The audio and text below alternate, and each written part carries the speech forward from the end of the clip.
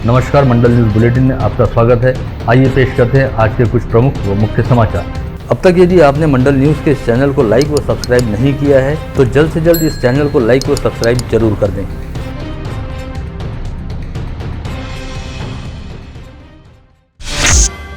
राष्ट्रवादी Congress party के नेता अमोल मिटकरी ने संदेश जताया है कि शिंदे फडणवीस सरकार के खिलाफ लगातार बयानबाजी करने के चलते बुधवार की सुबह विधायक बच्चू कडू के साथ हुई सड़क दुर्घटना एक तरह से उन्हें जान से मार डालने की कोशिश है। मिटकरी के मुताबिक उन्हें अंदेशा है कि यह वारदात इन लोगों ने ही करवाई है, इसलिए वे इस मामले की जांच की मांग कर रहे हैं। बता दें कि प्रहार नेता बच्चू कडू का बुधवार सवेरे अमरावती में राहटगांव नवसारी रिंग रोड पर एक्सीडेंट हो गया था। उनके सिर पर 4 टाके लगे हैं, वहीं उनके सीधे पांव में काफी चोटें आई हैं। ऐसे में अमरावती में इलाज कराने के पश्चात उन्हें नागपुर शिफ्ट किया गया। इसी मामले को लेकर राकापा नेता व विधायक अमोल मिटकरी ने उपरोक्त बयान दिया है। मिटकरी आज दोपहर कांग्रेस प्रत्याशी धीरज लिंगाड़े के स्नातक विधान परिषद चुनाव हेतु नामांकन के लिए अमरावती आए थे। इस समय मीडिया के साथ बातचीत करते हुए उन्होंने उपरोक्त प्रतिपादन किया। वहीं गत रोज राहटगांव नवसारी रिंग रोड पर आराधना चौक के निकट पैदल रास्ता पार कर रहे विधायक बच्चू कडू को टक्कर मारकर घायल कर देने के मामले में विधायक बच्चू कडू की कार के ड्राइवर गौरव भोरे की शिकायत पर गाड़गीनगर पुलिस ने अज्ञात बाइक सवार के खिलाफ विभिन्न धाराओं के तहत अपराध दर्ज किया है।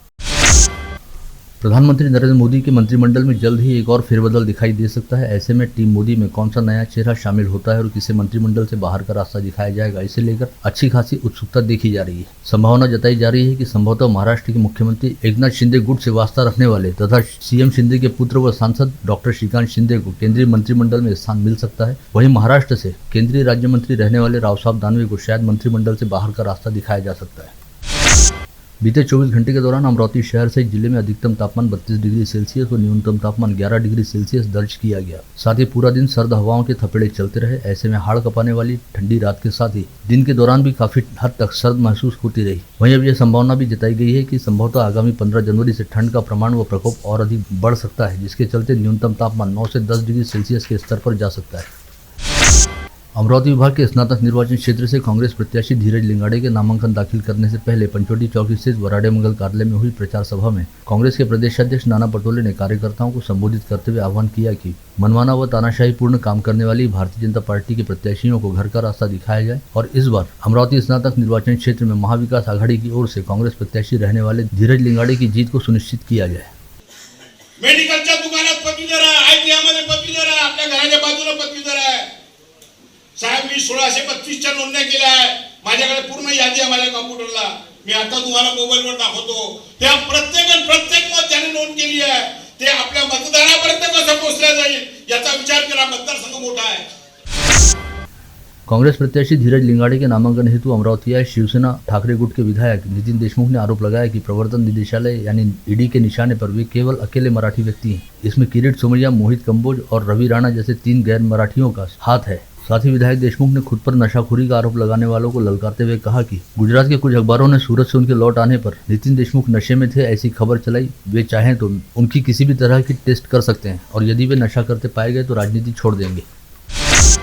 नासिक स्नातक निर्वाचन क्षेत्र में कांग्रेस की फजीहत करते हुए सुधीर तांबे ने अपनी उम्मीदवारी पीछे ले ली और ऐन समय पर अपने बेटे सत्यजीत तांबे को निर्दलीय के रूप में विधान परिषद हेतु मैदान में उतार दिया। साथ ही उन्होंने यह भी कहा कि वे बेटे के लिए कांग्रेस से एबी फॉर्म हेतु प्रयास कर रहे हैं। दोपहर 3 बजे तक भारतीय जनता पार्टी ने भी यहां पर अपना उम्मीदवार घोषित नहीं किया था। ऐसे में कहा जा रहा है कि तांबे परिवार ने काफी बड़ा खेल कर दिया है। वहीं देर शाम तक यह जानकारी भी सामने आई कि भारतीय जनता पार्टी ने भी कांग्रेस के खिलाफ सत्यजीत तांबे की दावेदारी का समर्थन कर दिया है।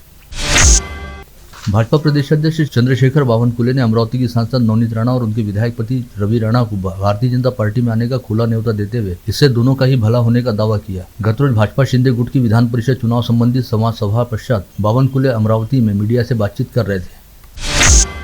शिंदे मंत्रिमंडल ने 2 दिन पहले महानगर पालिकाओं में स्वीकृत सदस्यों की संख्या बढ़ाकर 10 कर देने का निर्णय लिया। इससे महानगर पालिका में नेताओं की मर्जी से सदस्यों की नियुक्ति होगी, जिससे साफ है कि महानगर पालिका में नेताओं के खासम खास अब सदन में नजर आएंगे। अमरावती महानगर पालिका में पहले स्वीकृत सदस्यों की संख्या 5 थी, जो अब बढ़कर 2 गुनी हो जाएगी। फिशरीज हब कॉर्पोरेशन के संचालक पंकज कुमार ने आज अमरावती पहुंचकर स्थानीय महानगर पालिका द्वारा बडनेरा में साकार किए जा रहे फिशरीज हब प्रकल्प का मुआयना किया। साथ ही इस प्रकल्प के कामकाज को लेकर समाधान भी जताया। संचालक पंकज कुमार का मनपा आयुक्त प्रवीण आष्टीकर ने स्वागत करते हुए उन्हें इस प्रकल्प के बारे में विस्तार के साथ जानकारी दी।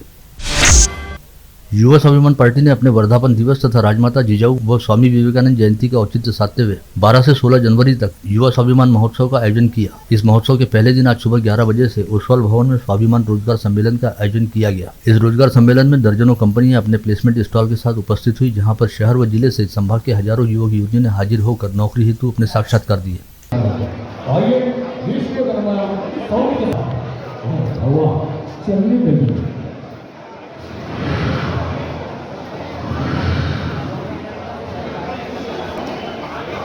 एक हवेली का दरवाजा धीरे से खुल गया।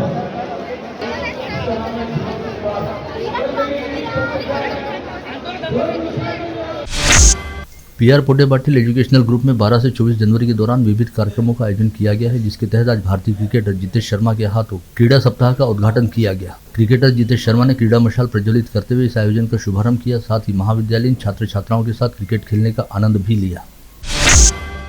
युवा लॉयंस ग्रुप महाराष्ट्र राज्य द्वारा आगामी 23 जनवरी को भातकुली में बस स्टैंड के सामने स्थित भव्य मैदान पर युवा लॉयंस केसरी 2023 भव्य राज्य स्तरीय कुश्ती स्पर्धा का आयोजन किया जा रहा है, जिसमें महिला व पुरुष पहलवानों के लिए अलग अलग आयु व वजन गुट में कुश्तियों की स्पर्धा आयोजित की जा रही है। इस आयोजन के तहत विजेताओं पर 6 लाख रुपयों के पुरस्कारों की बारिश होगी।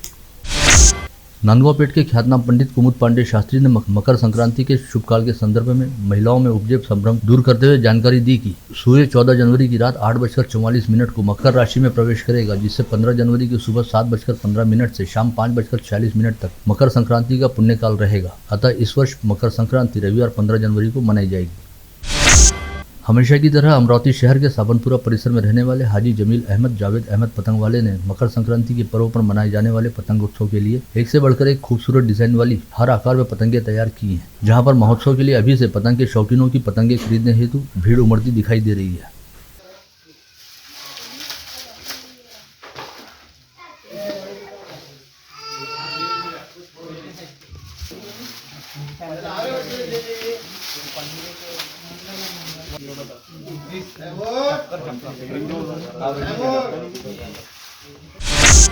स्नातक निर्वाचन क्षेत्र के चुनाव की आदर्श आचार संहिता का कड़ाई से पालन होने के लिए सभी आवश्यक प्रयास करने के निर्देश चुनाव निरीक्षक पंकज कुमार ने आज यहां पर जारी किए। इस चुनाव के निमित्त निरीक्षक पंकज कुमार का अमरावती आगमन हुआ और उन्होंने विभागीय आयुक्त कार्यालय में चुनाव प्रशासन की बैठक लेकर विविध कामों की समीक्षा की।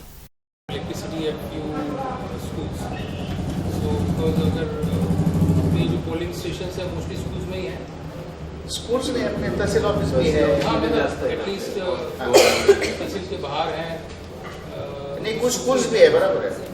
वो एक थोड़ा सा देख लीजिएगा कि हाँ नहीं, वो तो हमने क्या किया है कि उनका सर्टिफिकेट भी लिया सब, कि हमने देख लिया और कॉमन फैसिलिटीज मिनिमम फैसिलिटीज जोड़ के ना वो सब। अच्छा, आज लास्ट डे ऑफ नॉमिनेशंस है and scrutiny will have to done by you only. हाँ यस सर, ये कल 11 बजे। शिवसेना उद्धव बालासाहेब ठाकरे पार्टी के पूर्व जिला प्रमुख प्रकाश मारोटकर ने आज जिलाधीश को सौंपे ज्ञापन में कहा कि यदि आगामी शनिवार रविवार तक नांदगांव खंडेश्वर तहसील के आपदा प्रभावित किसानों को फसल बीमा राशि का लाभ नहीं दिया जाता और उनकी समस्याएं हल नहीं होती, तो आगामी सोमवार 16 जनवरी को क्षेत्र के किसानों द्वारा धानोरा गुरव से शिंगनापुर मार्ग पर आत्मदाह आंदोलन किया जाएगा। महानगर पालिका ने गत रोज अमरावती शहर के विभिन्न इलाकों में अतिक्रमण निर्मूलन कार्रवाई की। इस समय अतिक्रमण निर्मूलन पथक ने पुलिस दस्ते को साथ लेकर शहर के प्रमुख बाजार क्षेत्रों से ठेले व अतिक्रमणों को हटाया।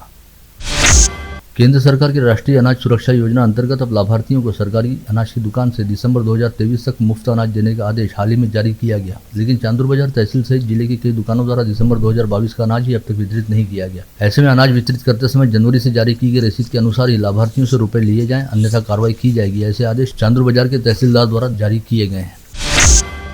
राठीनगर स्थित इस्कॉन मंदिर में संस्थापक आचार्य प्रभुपाद के परम शिष्य त्रिदंडी सन्यासी महाराज के कीर्तन में बड़ी संख्या में श्रद्धालु उमड़े। स्वामी जी के हाथों आचार्य प्रभुपाद की भव्य प्रतिमा हेतु तैयार गर्भगृह का लोकार्पण किया गया, जहां पर 50 किलो गुलाब पंखुड़ियों से प्रतिमा का अभिषेक किया गया।